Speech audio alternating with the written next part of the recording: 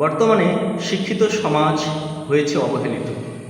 জীবন জীবিকার টানে তারা বিভিন্ন কর্মক্ষেত্রে যুক্ত হয়, কিন্তু সেখানেও দেখা যায় তাদের যোগ্যতার যথার্থ মর্যাদা তারা পায় না, অবহেলিত হয়।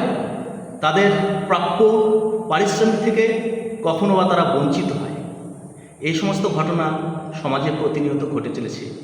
সেই নিয়ে আমার বন্ধু পরেশ ঢালি লিখেছে বেতনের জ্বালা কবিতাটি। আমি আবৃত্তি করছি।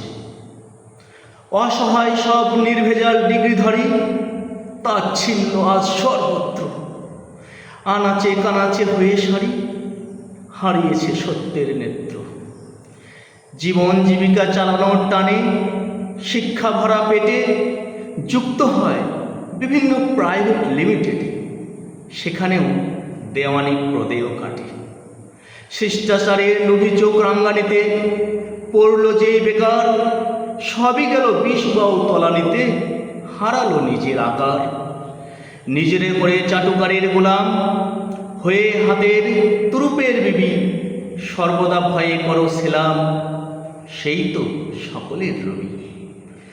লালসার লালায় জেলি হয়ে মাকড়সার জালে পড়ো, ছোট বড় চশমখোরের পায়ে শিক্ষা লুটিয়ে মারো। মাত্রাতিরিক্ত হাড় ভাঙ্গা পরিশ্রমে জীবন হলো কাহিল, বেতন বিটেক্স মলমে করা যাবে না আপিল।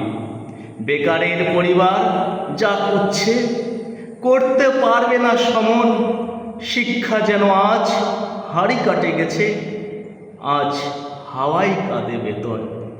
Thank you.